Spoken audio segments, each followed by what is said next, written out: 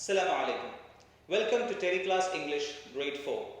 Today we'll be learning about timelines and how to apply a timeline to a story. We'll be using Robinson Crusoe's story, which you have studied earlier, and apply it to a timeline.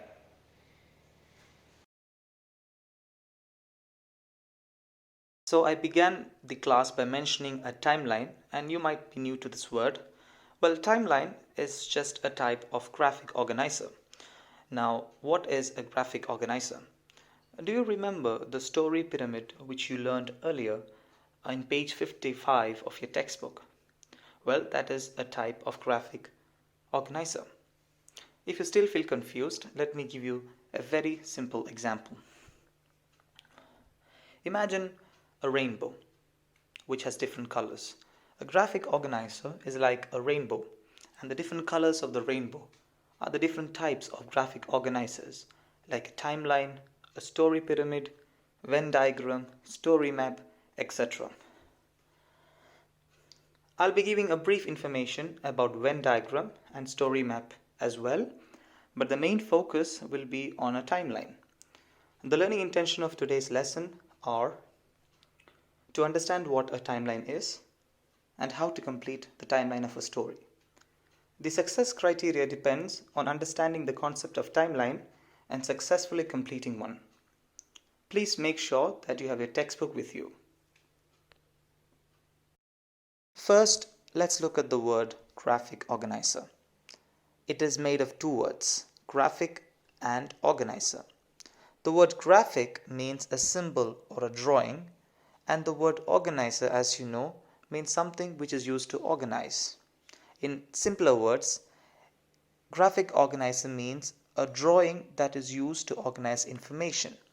For example, the story pyramid has the symbol or the shape of a triangle inside which the information is organized, and therefore graphic organizer. So why do teachers use graphical organizers? There are so many reasons. First of all, it's a form of visual aid, which means you look at it and get information out of it. Once again, remember the story pyramid which you used to complete Robinson Crusoe? You could fit a big story in a brief manner inside that pyramid.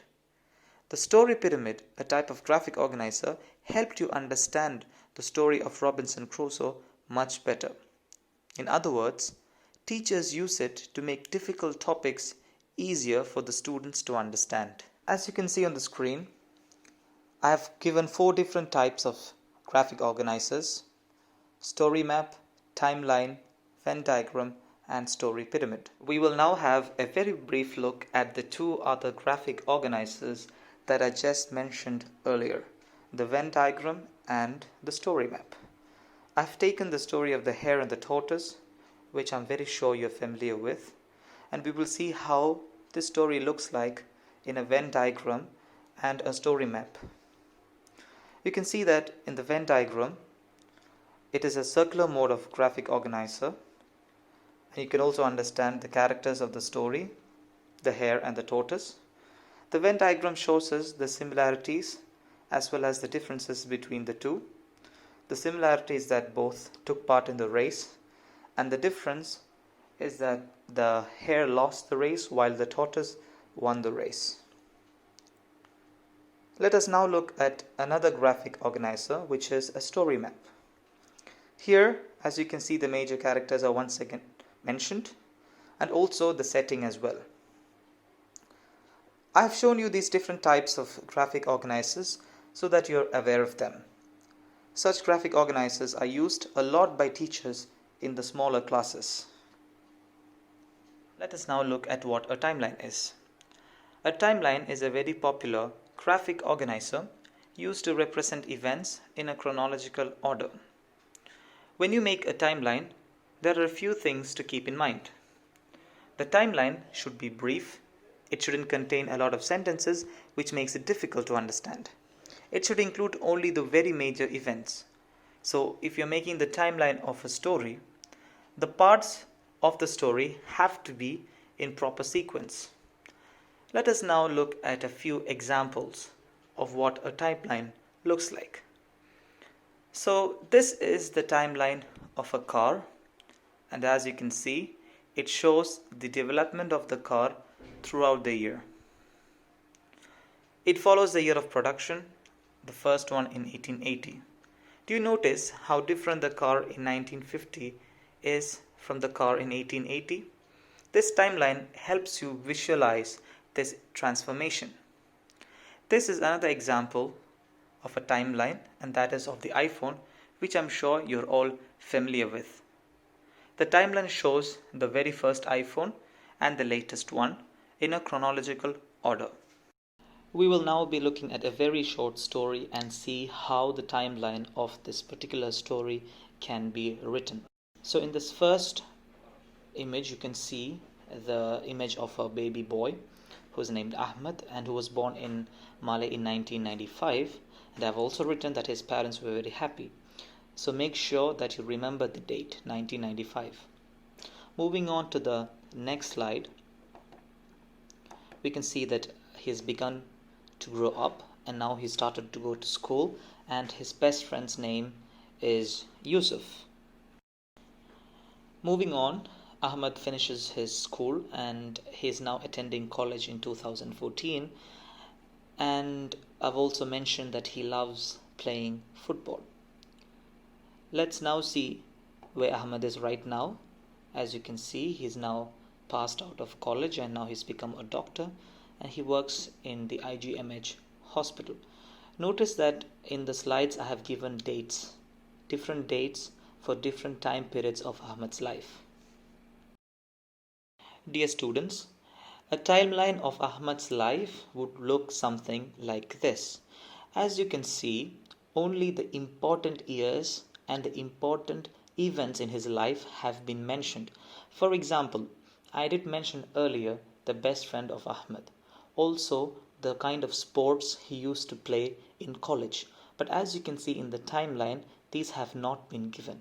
This is because, as I've mentioned before, in a timeline, the information that is given has to be brief and it has to be relevant and important. We have seen 3 timelines so far. Now let us see how a timeline of Robinson Crusoe's story can be made. Before that, I'll be giving a very brief summary of the story. The story was written by the English writer Daniel Defoe. It's a very interesting and exciting story. Robinson Crusoe is a young man who wishes to explore the sea. Even though his father wants him to become a lawyer, he goes on a voyage in a big ship. Unfortunately, his ship gets wrecked and he's washed onto a deserted tropical island. He realizes that there are no people on the island and that he is alone. To survive, he gathers some materials from the wrecked ship. A few animals were his companions on the island. He learns to survive by growing crops and herding animals. But he always wished to see a human face. Crusoe tried to make a canoe from the trunk of a tree. Now, you all know that a canoe is a small boat, but unfortunately he was not successful. Finally, after 28 long years, he sees a ship which offers to take him back to England. Let's now create a timeline of Robinson Crusoe. I will mention the major events and show you the timeline in the end. Please make sure that you open page 53 of your textbook. When you read the story, the first thing that you see is, of course, the date on which Robinson Crusoe is born, which would come in the first part of our timeline. The next important event in Robinson Crusoe's life is the first voyage in a big ship. As you can see in the textbook, there's also a mention of his dad wanting him to become a lawyer, but that does not become an important part of the timeline because I've mentioned earlier, only the relevant information has to be given. So the second relevant information on our timeline would be the first voyage that he makes in this big ship. The story then describes how Robinson Crusoe's ship is wrecked and also how he ends up on a deserted tropical island, and also some other information of his search to find other people is also given. But as you can see, I have made it brief and just mentioned shipwrecked, washed onto island. This can be a third aspect of our timeline. After being washed ashore, Crusoe realizes that he requires any available supplies from the wrecked ship to help him survive on the island. So the fourth major event in the story is Crusoe's return to the wrecked ship. Now you can see on the screen that I have written picked important things from the ship. You can also write it in some other way. For example, you can write picked useful items from the ship, or even search the ship for items. It's up to you. Or you can write any of your own as well. Let us now go into the fifth major event in the life of Robinson Crusoe. As human beings, we require food for survival, and Robinson Crusoe gathers various fruits from the different trees in the island. But the major event in this part of the story is his ability to cultivate crops. Cultivating crops means that he gets a steady supply of food which helps him to survive on the island. So, the next important event in our timeline is cultivation of crops by Robinson Crusoe. Robinson Crusoe has now access to food which he gets from growing crops. He also learns to make clothes on his own using the skin of animals. Even though he learns to fall in love with the island, he feels extremely lonely. He has some animals for company but wishes to see a human face. In order to escape the island, he tried to build a canoe, which is a small boat. For this, he utilizes the trunk of a tree. So the major event in this part of the story is Crusoe's effort to build a canoe.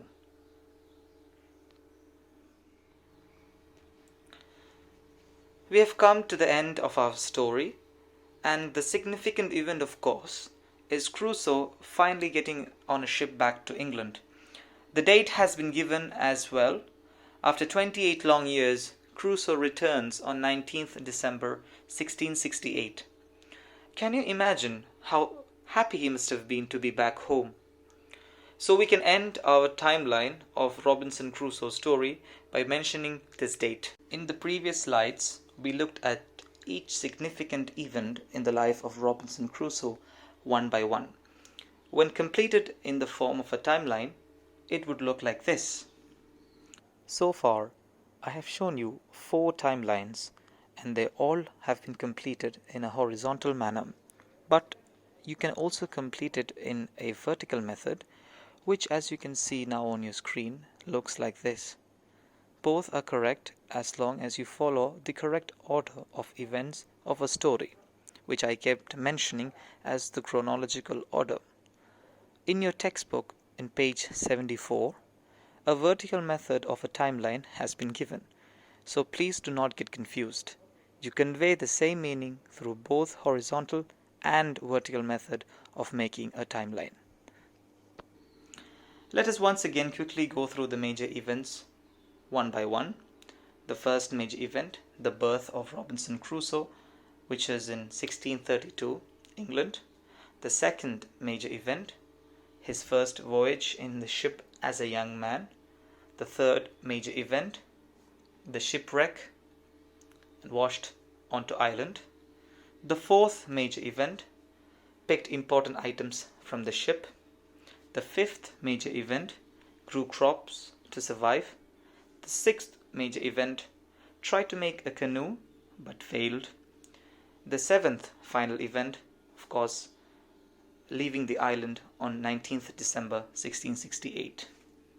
As you can see on your screen, our timeline has taken 7 important events from the life of Robinson Crusoe, and all of them are in chronological order.